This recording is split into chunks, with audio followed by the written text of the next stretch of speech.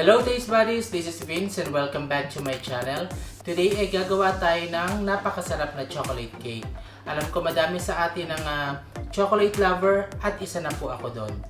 But before we start, be sure na na-click nyo ng ating subscribe button at ang ating notification bell. So, let's start this.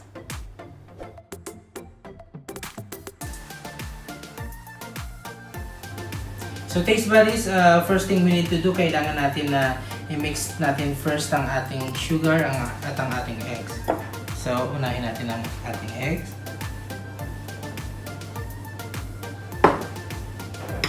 Sugar.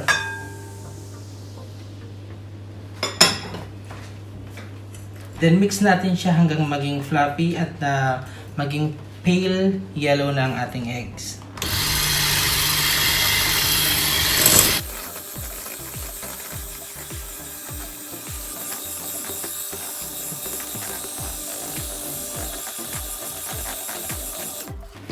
So, fluffy na and pale yellow ng ating eggs and sugar. Pwede na natin ilagay ang ating oil.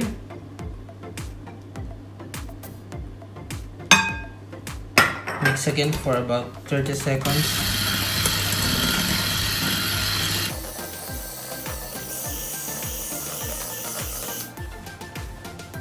Ngayon ay pwede na natin ilagay ang ating sour cream.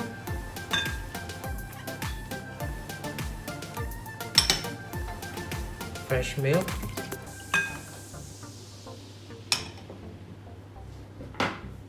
then mix it again.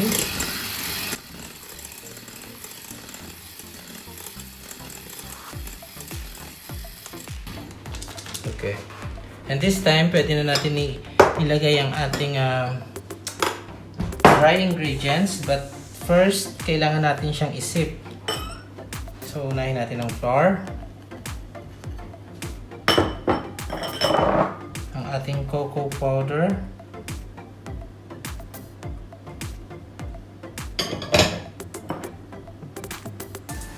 baking powder, baking soda, vanilla sugar. Kung wala kayong vanilla sugar guys, pwede kayong gumamit ng vanilla extract, at ang ating salt.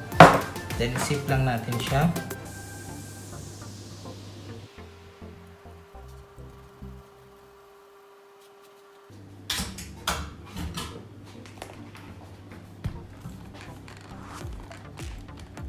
Then mix.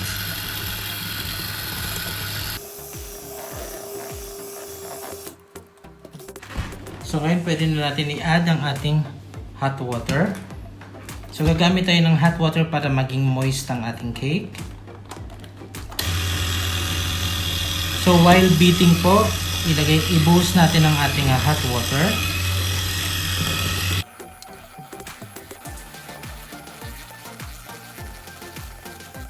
Then pwede na natin ilagay ang ating chocolate bits.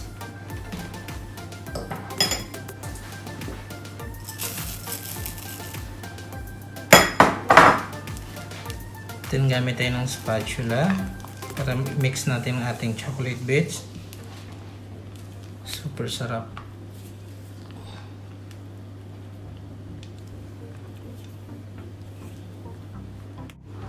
So set aside ko lang siya guys.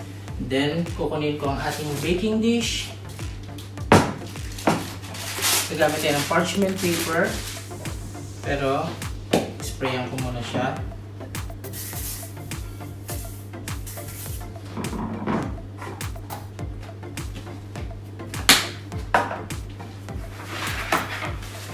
Then, spread lang natin yung ating oil dito sa ating baking dish.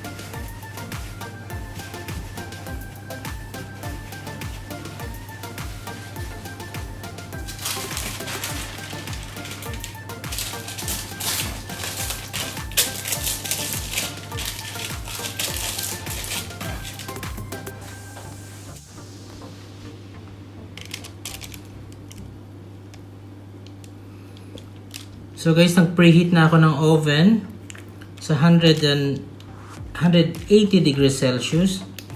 Kailangan na preheated na yung oven ninyo bago nyo ilagay ang ating mixture.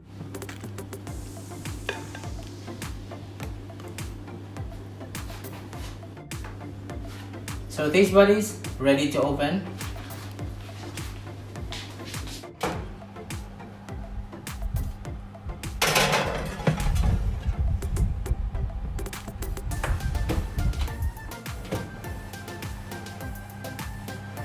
So after 40 minutes, Tastebuddies, okay na ang ating cake.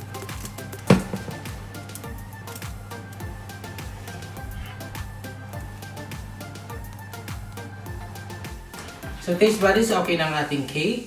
So hayaan natin siya mag-cool down ng mga 10 minutes, then i-transfer natin siya dito sa ating wire rack.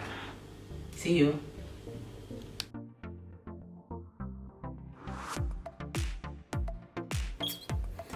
So guys, habang pinalalamig natin ang ating cake, gagawa tayo ng chocolate ganache. So, tatlong ingredients lang sa paggawa ng chocolate ganache, ang ating heavy cream, butter, at ang ating chocolate. So, unahin natin ilagay ang heavy cream. Painitin lang natin yung heavy cream, huwag masyadong kulong-kulo.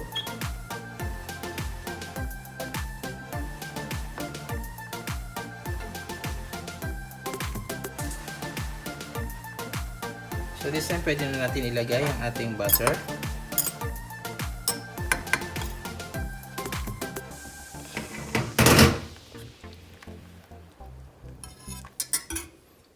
Sunod na natin ang ating chocolate.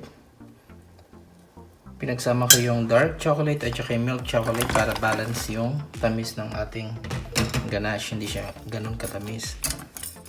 So melt lang natin siya. Importante Tastebuddies na hindi malakas yung ating heat or yung ating fire pag nagluluto tayo ng ganache para hindi maluto yung ating chocolate, dahil once na naluto yung chocolate natin, maninigas na yon, hindi na siya magandang pang frosting.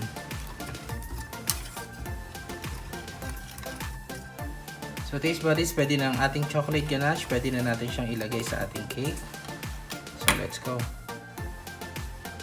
Okay, then pwede na natin ilagay ang ating chocolate ganache.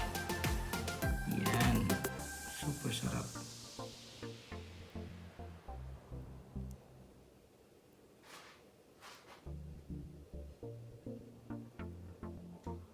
Ang ating chocolate overload cake.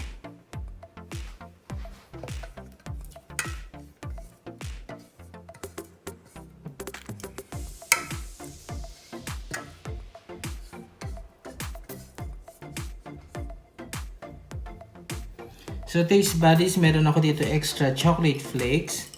So lalagyan ko lang siya sa ibabaw para mas maging chocolatey ang ating cake. For sure magugustuhan ng mga kids nyo at syempre kayo rin, para sa mga chocolate cake lover like me.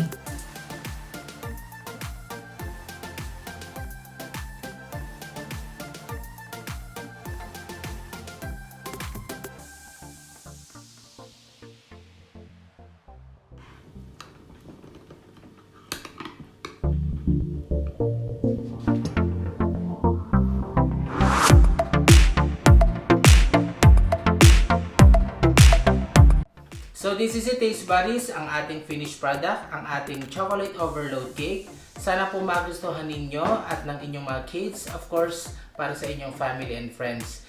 Feel free to comment, like, at pakihit na rin po ang ating bell button para updated kayo sa ating mga susunod na videos.